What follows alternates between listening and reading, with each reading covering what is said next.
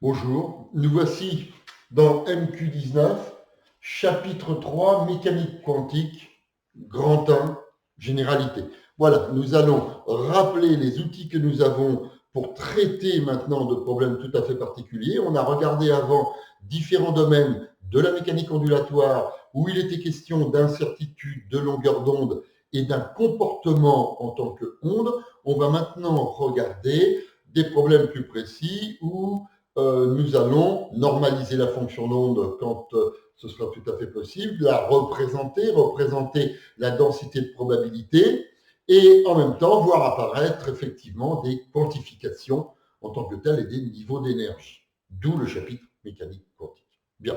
Alors, la première des choses que l'on va dire, c'est que nous sommes à la recherche, je dirais, d'une fonction d'onde qu'on appelle la fonction d'onde de Schrödinger, qui est donc un complexe et qui s'écrit de manière stationnaire dans ce que nous rechercherons, une fonction qu'on appelle phi de x, qu'on n'appellera plus que phi dans la suite, et on aura pour la partie dépendante temporelle e puissance moins i e sur h bar t. Voilà. Et donc, l'équation qui pilote la partie stationnaire en x de la fonction d'onde de Schrödinger ici, eh bien, est l'équation suivante, d2 phi sur dx2 égale moins E moins V quand il y a une énergie potentielle V, 2m sur h bar 2, et on va avoir ici que multiplie phi.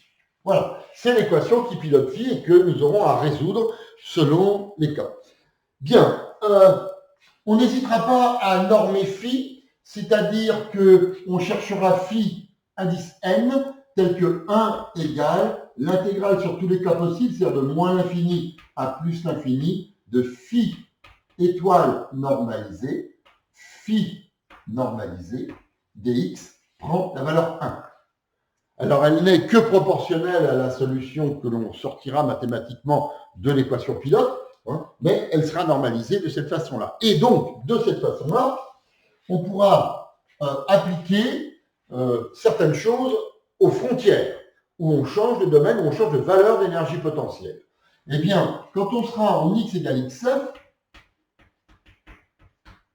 donc c'est aux frontières où on passe d'un certain v de x à un v' de x, un autre v, eh bien, on va pouvoir dire que phi normalisé dans le domaine 1 en xf est égal à phi normalisé dans le domaine 2 en xf, donc au niveau de la frontière.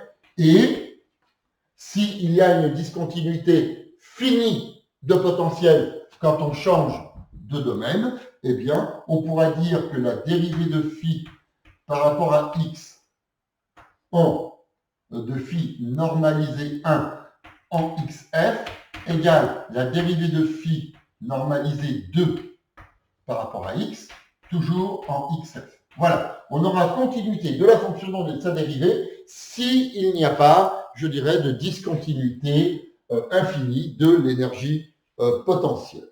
À cela, je vous rappelle, on pourra associer une densité de courant de probabilité que on pourra évaluer sous la forme de h bar k sur m, et on aura inévitablement phi normalisé étoile phi normalisé. Et qu'on peut y associer une densité volumique de probabilité qui sera phi étoile normalisé phi normalisé. Et que donc en tant que tel, comme ça ne dépend que de l'axe des x, on va avoir ici un h bar, une mesure algébrique de k qui indique que soit on va vers les x croissants, soit on va vers les x décroissants, ux sur m, phi étoile normalisée, phi normalisée. Rappelons que si nous n'avons pas la fonction d'onde normalisée, parce que peut-être qu'il est difficile de, je dirais, demander à ce qu'elle soit normalisée, qu'elle ne puisse pas être de carré sommable, comme on dit, eh bien, on dira tout simplement que déjà la densité volumique de probabilité, donc linéique de probabilité, elle n'est que proportionnelle à phi, je dirais, étoile phi. Donc, on pourra toujours essayer de représenter eh bien, quelque chose qui sera sous la forme de dp sur dx, cette densité linéique de probabilité en mètre moins 1, puisqu'on retrouve ici que la probabilité vaut 1 pour l'intégrale sur tout le domaine de x de ce produit-là, c'est que ce produit-là est une probabilité par unité de longueur, eh bien on dira que ceci est proportionnel à phi étoile phi de cette façon. Si on peut la normaliser, on dira que c'est évidemment la dérivée de la probabilité par rapport à x, la densité linéique de probabilité en mètre moins 1. Donc, je rappelle, ceci est en mètre moins 1. Probabilité par mètre. Probabilité est un nombre d'autres. Voilà. Alors, pour ce faire, pour essayer de voir comment on peut faire une représentation, revenons sur le cas précédent que l'on a vu. Donc, je résume. Nous avions une marge de potentiel d'un domaine 1 à un domaine 2, où on passait d'un potentiel qui valait 0 à un potentiel qui vaut 0, et on a ici l'axe des x, et c'était centré en 0. Nous avons donc vu que dans le cas où l'énergie était plus basse que V0, avec E inférieur à V0, on se retrouvait dans le domaine 1, avec une onde que l'on écrivait, eh bien, phi 1 égale E puissance I K1X plus un R E puissance moins I K1X. Et je vous rappelle que R était tel que le module de R égale 1, et donc avait un argument. Donc on pouvait écrire que R, finalement, s'écrivait E puissance I TK. On pouvait même préciser ce qu'était cet argument. On voyait très clairement que l'argument qui nous intéressait était tout simplement donné par tangente. Θ sur 2, si on reprend ce que l'on avait, c'était ρ sur K1, et que donc, en tant que tel, je vous rappelle que ρ, c'était, eh bien, la racine de V0 moins E 2m sur h bar 2, et que K1, c'était tout simplement racine de E 2m sur h bar 2.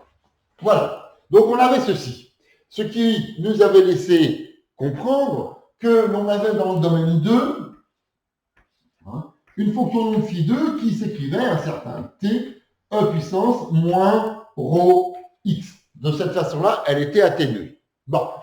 Et on avait parfaitement compris que cela voulait dire que l'onde sur la marge de potentiel pouvait être représentée de la façon suivante. Elle arrive, elle repart, mais pas tout de suite. Elle fait une petite incursion à l'intérieur qui lui donne un déphasage et qui revient.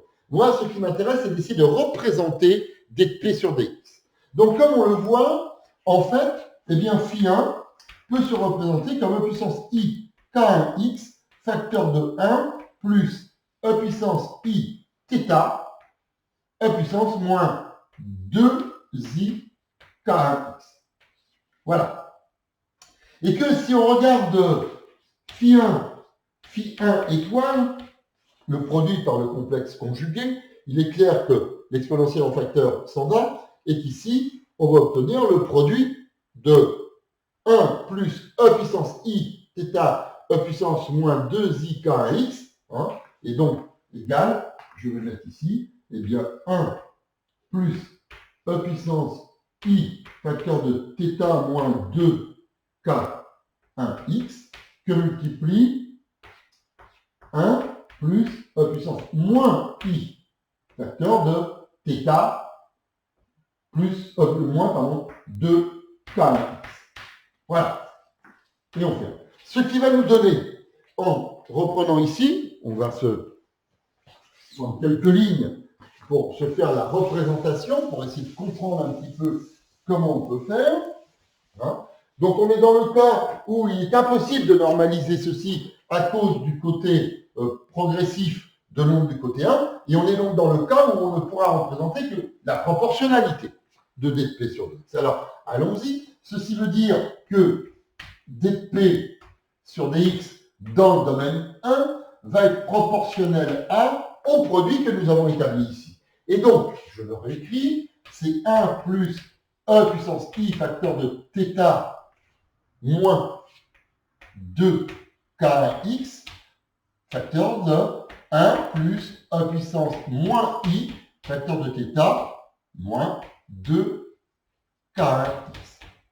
Quand on développe, on voit bien que l'on obtient 1 par 1, ça fait 1, plus quand on multiplie l'un par l'autre, plus 1, et on va avoir plus, on va avoir e puissance i θ moins 2k1x, e puissance, plus e puissance moins i θ moins 2k1x. Voilà. Et donc, en tant que tel, on voit que c'est proportionnel à 2 facteurs de 1 plus le cosinus de θ moins 2k1x. Si vous préférez, c'est le cosinus de 2k1x moins θ. Voilà. On voit bien le retard, θ, qui est pris. Hein, et on retrouve quelque chose qui ressemble à la formule des interférences que nous avons évaluée, 1 plus cosinus phi. Voilà. Bon. Alors, moyennant quoi, eh bien, si on veut représenter ceci, on va avoir quelque chose qui, en x égale 0, va avoir une valeur qui n'est pas extrémale, et on a quelque chose qui, dans la zone ici, comme cela, donc en fonction de x, si on essaie de représenter quelque chose qui est proportionnel à dp sur dx, donc le terme qui est ici, on va avoir quelque chose qui oscille.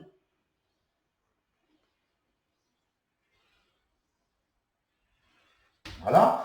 Avec ici une certaine valeur en x égale 0. Et de l'autre côté, ça c'est la zone 1. Si on regarde la zone 2, on a une onde qui est en e puissance moins rho x. C'est une onde à écriture réelle. Hein, donc t étoile vaut ce que ça vaut. Mais on a quelque chose comme ceci. On va voir ici quelque chose qui va décroître comme cela.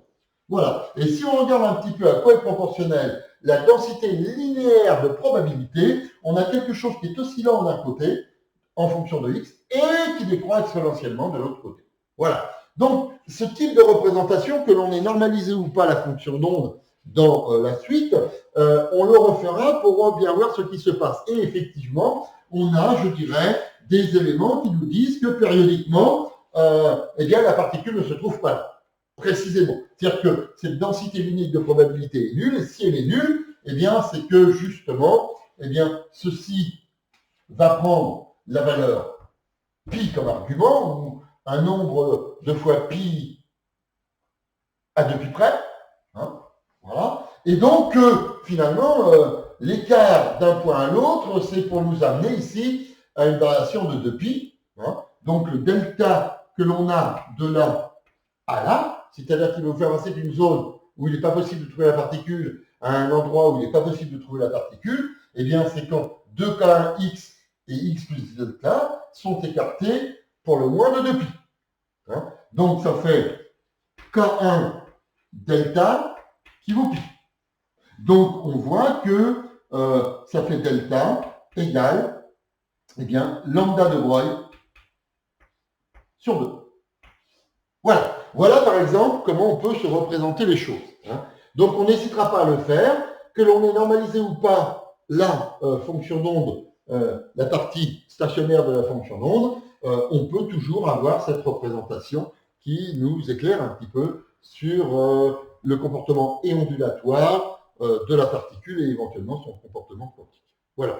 Eh bien, c'est tout pour MQ19 ici. On va après aborder le premier problème qu'on va traiter, à savoir le puits dit infini. Voilà.